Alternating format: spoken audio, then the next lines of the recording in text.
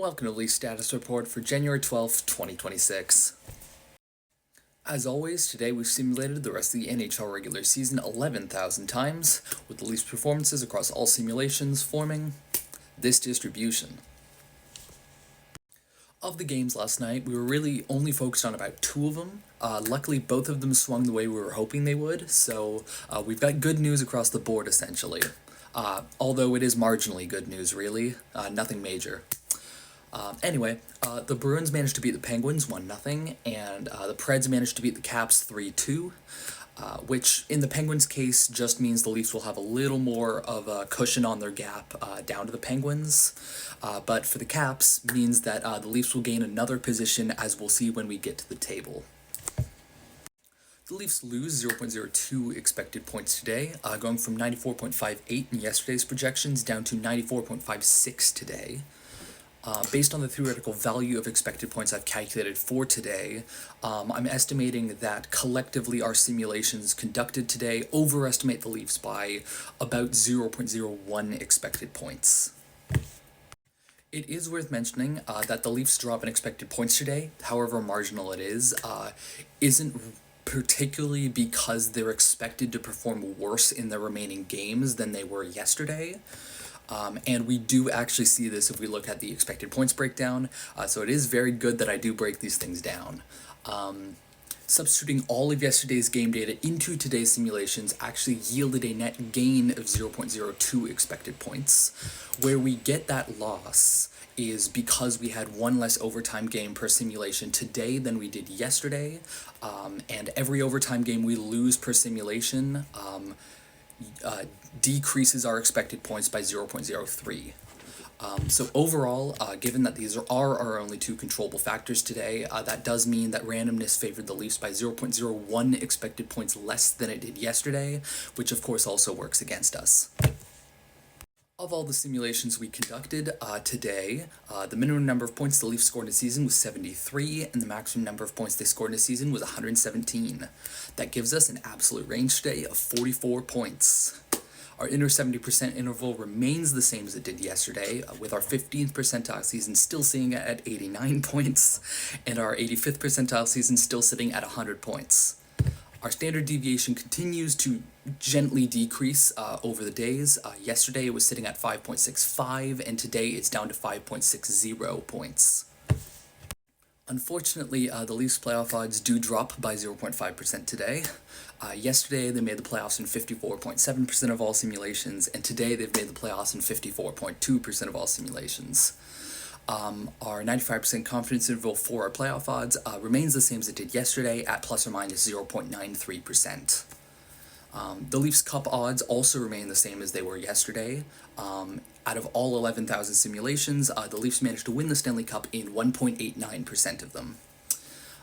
Because the Leafs playoff odds dropped and their cup odds didn't, that does mean that their conditional cup odds do slightly edge up today. In all simulations where the Leafs do make the playoffs, they manage to win the Stanley Cup in about 3.49% of them. That's still more or less a pittance, but I think at this point we'll take any kind of increase on cup odds we can get. Taking a quick look at the Leafs placing distribution across all simulations today.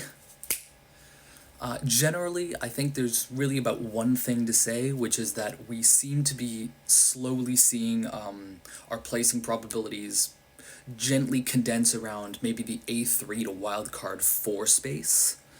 I think overall, especially if the Leafs can win their game tonight, which we will get to, I think we could see them really zero in on that either low playoff make or high playoff miss range solidly in the next couple days. Looking at the table, there's really only one big change to talk about today, I think, which is just the Washington Capitals losing to the Nashville Predators. Now, that gap has shifted by a notable amount, nearly 1.7 expected points. I don't think that's particularly surprising. Although they did only lose by 1 goal, it is worth mentioning that the team they lost to was the Nashville Predators. So this is very much a game the Washington Capitals were somewhat favored to win. So it is very costly to lose that game, no matter how small a margin you do it by, especially if you do it in regulation.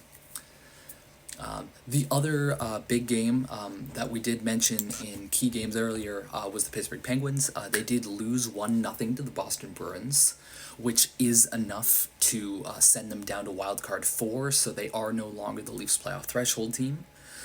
This does end up working in our favor, given that the Flyers do move into that playoff threshold spot, and since they didn't really play a game yesterday, there's not much of a gap shift in that one.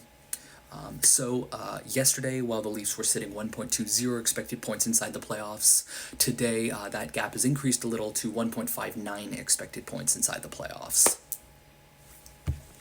Today in the NHL, we have 5 key games to consider, and the Leafs are playing tonight. However, today, for dramatic effect, I will be talking about that one last, especially because it does also mean I can just talk about all these games in sequential order instead of having to jump around. Starting at the beginning of the schedule, at 7 p.m., the Buffalo Sabres host the Florida Panthers. As we always hope, when we see 2 teams relevant for the Leafs playoff odds tomorrow go up against each other, we'd be pretty happy if this game doesn't go to overtime, and we'd be even happier if it's a close game. Unfortunately, today we are slightly hoping more that the Florida Panthers can pull this one off by as thin a margin as possible.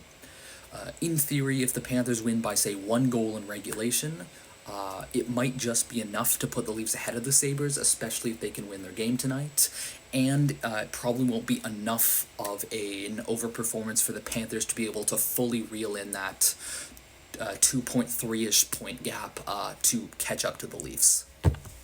Also at 7, the Detroit Red Wings host the Carolina Hurricanes.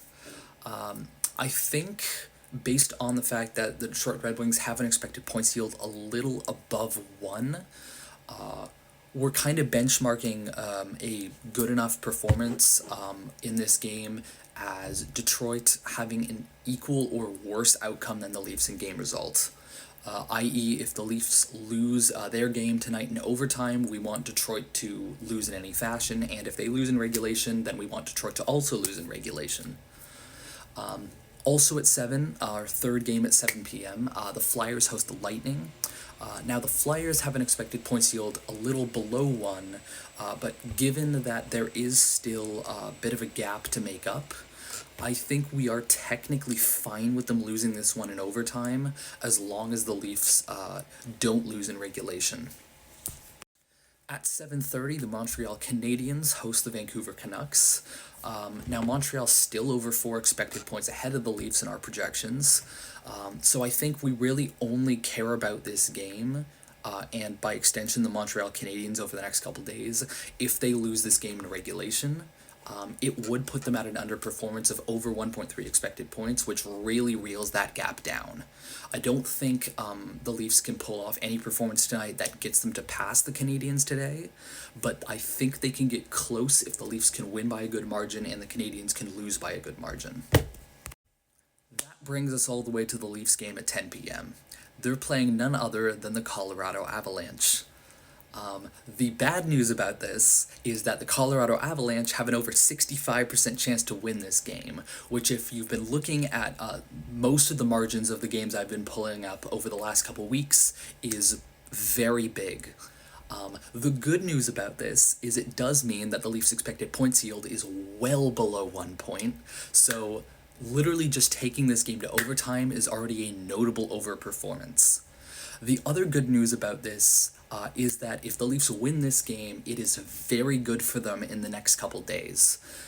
Statistics-wise, it means that they make massive gains on expected points for basically compared to every single other team in the Eastern Conference. The spiritually good news about the Leafs maybe being able to win this game is that slaying a giant is going to give them huge momentum in the next couple weeks, and I think if they can beat the Colorado Avalanche here, they have a very, very good chance of being able to ride the wave and get into the playoffs. Last but not least, the Canadian teams. Every Canadian team does get a bit of Stanley Cup stock today, though collectively they're worse off than yesterday, with Canadian teams only winning the Stanley Cup in 8.2% of all simulations.